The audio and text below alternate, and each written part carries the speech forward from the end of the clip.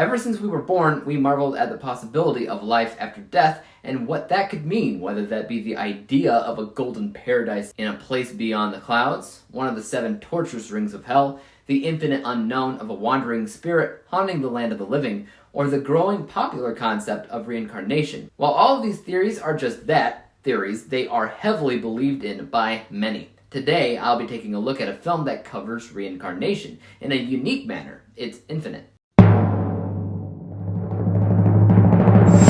Infinite stars Mark Wahlberg as Evan, a man that suffers dreams of another life. Mistaking this as delusions of his previous schizophrenia diagnosis, mysterious individuals show up to remind him of who he really is. An Infinite, that is, a special individual that not only reincarnates after death, but remembers every detail of their past lives, including the skills that they gained in them. There are 2 types of infinites: those that believe that their existence is to help better the course of history and help mankind, and there's also the nihilists that believe their existence is a curse, and the only way to end the curse is to end all life on the planet, so there's nothing to come back to. And Evan may hold the secret to stopping the nihilists before it's too late. Curiously, Infinite is an adaptation based off of a novel that I just finished reading called The Reincarnationist Papers. Thankfully, this adaptation heavily changed the plot in what I considered to be a bit of a tedious read.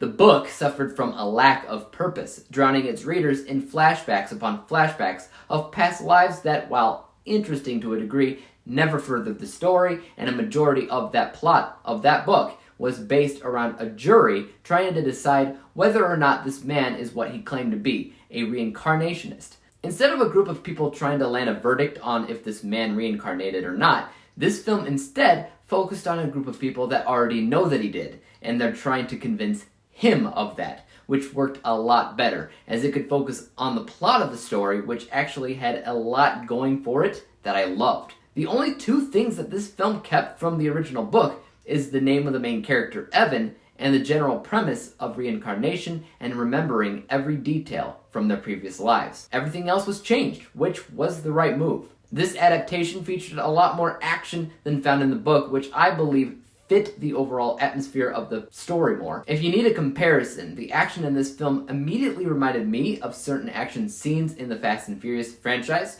which is over the top at times, but exhilarating all at the same time. All of which is very well shot and edited. Beyond that, the film featured an actual villain and an end-of-the-world threat, which is perfect. Whenever you have reincarnation, you end up with the possibility that there won't really be a threat. I mean, you can't just kill the characters off, right? They just come back. So you need to come up with a way to kill them off for good, and this film did that. I especially enjoyed that aspect of the film, as the book didn't really have any sort of villain or threat at all. To say that I wasn't pulled into this film would be to tell an untruth. I was unsure of how I would ultimately feel about the film, but at the end of the day, the outcome was a pleasant surprise. Great action, great group of characters, great visuals, wonderful casting, and that's always a surprise for me with Mark Wahlberg because you don't always know what you'll get from him. But he did a great job. In all honesty, this Paramount Plus movie feels every bit like a blockbuster, and if you consider yourself to be a fan of blockbusters overall, I'd be remiss if I didn't at least recommend you go out and watch this movie, if only for a one-time watch rental. I personally wouldn't mind owning the film at the end of the day because I really did have a good time with it and found it to be one of the few examples of an adaptation